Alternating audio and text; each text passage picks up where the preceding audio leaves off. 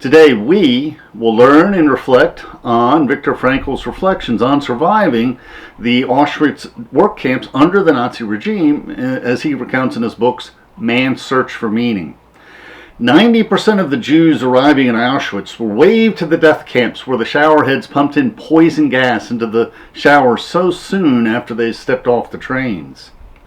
But for those few Jews who were waved to work in the work camps, where the shower heads instead sprayed real refreshing water, they were instead slowly worked and starved to death, and only 1 in 28 of them would survive to the end of the war.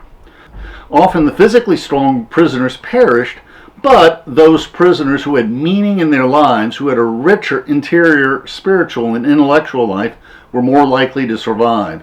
But, as Viktor Frankl remembers, the best of them did not survive. Man's Search for Meaning touched me deeply when I first read it many decades ago. It taught me that no matter what your situation in life is, or how busy you are, you always have time to be kind to all those you encounter, and to be a positive influence on the lives whom you touch. Although he never mentioned stoicism, his account of how he survived Auschwitz is a living example how a stoic mindset can help you survive and thrive through any challenge life may throw at you. At the end of our talk, we will discuss the sources we use for this video and my blogs that cover this topic. Please, we welcome interesting questions in the comments. Let us learn and reflect together.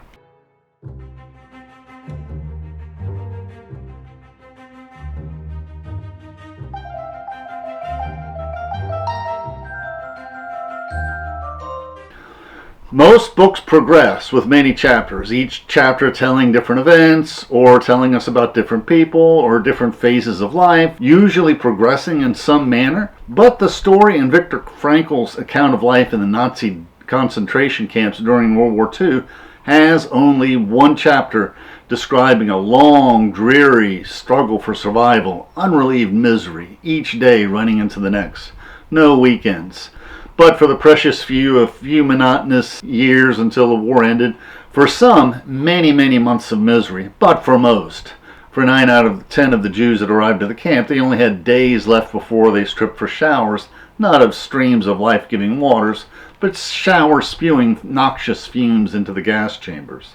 Now, Viktor Frankl was one of the few 10% whose first shower in Auschwitz sprayed life-giving water over their naked bodies. One of the few who survived years of what was the most brutal slave society the world has ever seen. Where formerly free men and women were torn away from their families, whose luggage and their jewelry and their clothes were taken, and even their hair was shorn from them. The Nazis even strove to steal from them their humanity and their name. Tattooing on their wrists the numbers that would be their new identity. But yet, the sign over the snowy entrance to the camp read in German, "Work will set you free." Viktor's monotonous prisoner existence began in coach cars, traveling by train for several days and nights, 80 people in each coach lying on top of their luggage, which was the few remnants of all their personal possessions.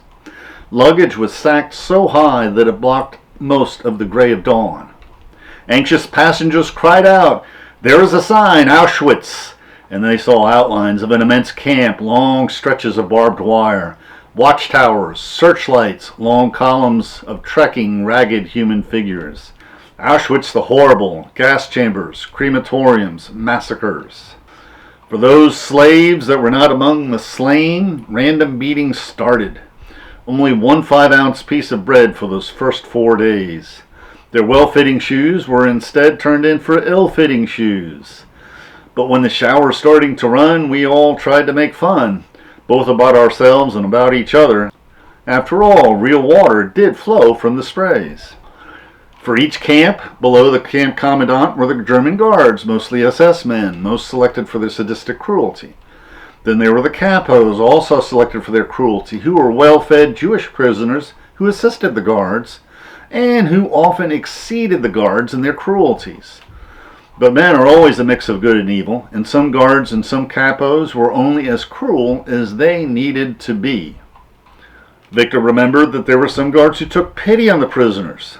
The camp doctor made it known that the camp commandant, and this happened at the end of the war, paid no small sum to purchase medicines from his own pocket to purchase medicines for his prisoners. In gratitude, after the camp was liberated, some prisoners hid the commandant in the woods until the Allied commanders promised that they would show him some mercy. And at the end of the war, he was one of the ones that helped rebuild German society. Viktor remembered that in the barracks of the work camp, on each tier of the bunks slept 9 men directly on the boards, shoulder to shoulder, 2 blankets for 9 men, lying on their sides, huddled together against the bitter cold, turning in unison, arms or mud-caked shoes for pillows. Those prisoners learned how much desperate men could endure, wearing the same shirts for half a year, losing all appearance of shirts, for days unable to wash because of frozen water pipes, unable to clean their teeth, sores and abrasions on their dirty hands. And nearly everyone thought of suicide, if only for a brief time. On my first evening, I promised myself I would not run into the wire, the electrically charged barbed wire, for immediate rather than looming death. There was little point in committing suicide. Most men did not fear death. And Viktor Frankl remembers, after a few weeks, a colleague of Viktor snuck into his barracks with advice. Shave daily with glass if you have to. If you want to stay alive, there is only one way. Look fit for work. If you even limp because of a blister on your heel, and an SS man spots this, he will wave you aside to be gassed. Do you know what we mean by a Muslim? The Muslims are men who look so miserable, down and out, sick and emaciated, that they cannot manage hard physical labor anymore. Sooner or later, and usually sooner, every Muslim goes to the gas chambers. Therefore, remember, shave, stand and walk smartly. Then you need not be afraid of the gas. And the most important advice, do not be conspicuous. At first, prisoners were consumed with boundless longing for home and family. But cruel time would make him immune to meaningless beatings and screamings from beatings of other prisoners and meaningless cruelties. Like the 12-year-old boy forced to stand for hours barefoot in the snow, for whom the doctor later picked off these small, black, gangrenous stumps. The stumps that were toes, he picked them off with tweezers, one by one.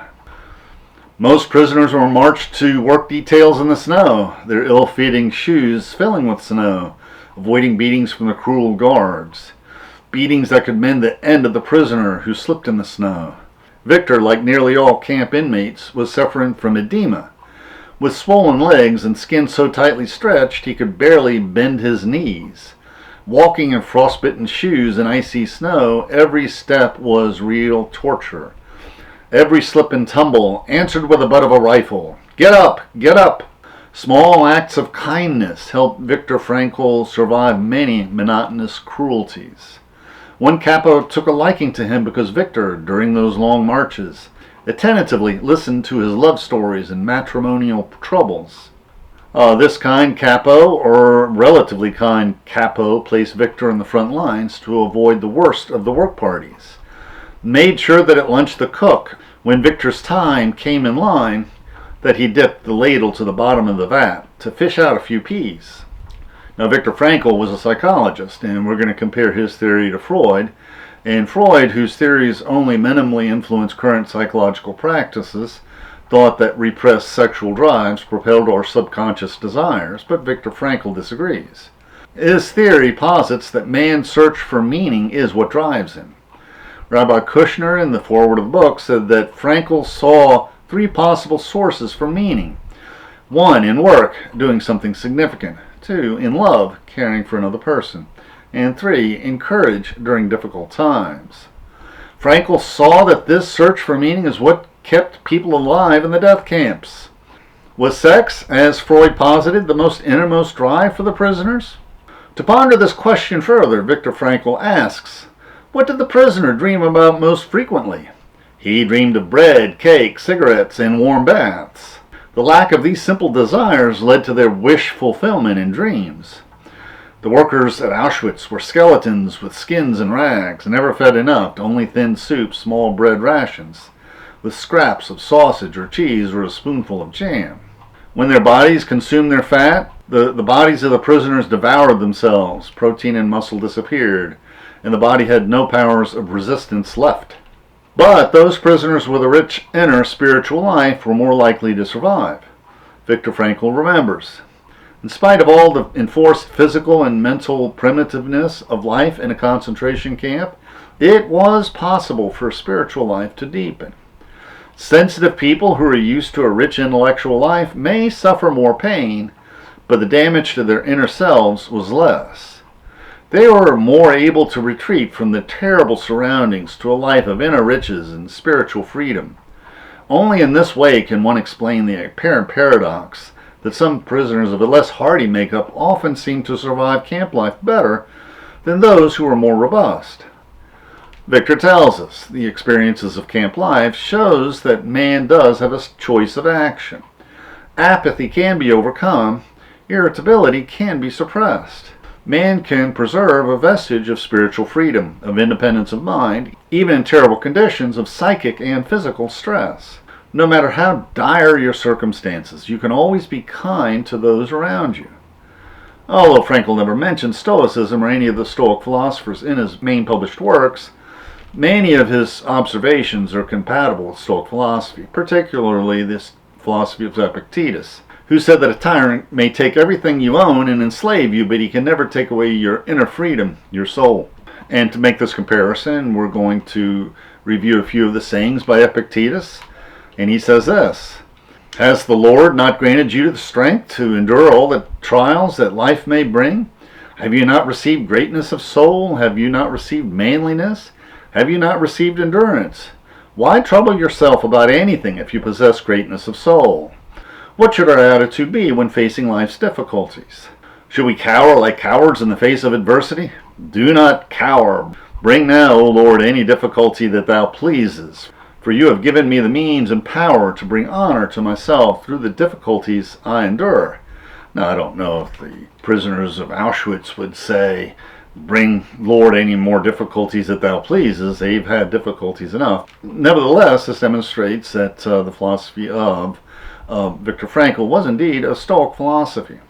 Midway through his imprisonment, the Germans loaded Viktor and other prisoners into a transport. The prisoners dreaded that the transport would take them to Mauthausen, to their deaths.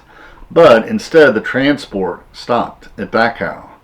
Dachau, a work camp of only a few thousand, with no oven, no crematorium, no gas. This means that anyone who becomes a Muslim was safer. Nobody could be sent straight away to a gas chamber.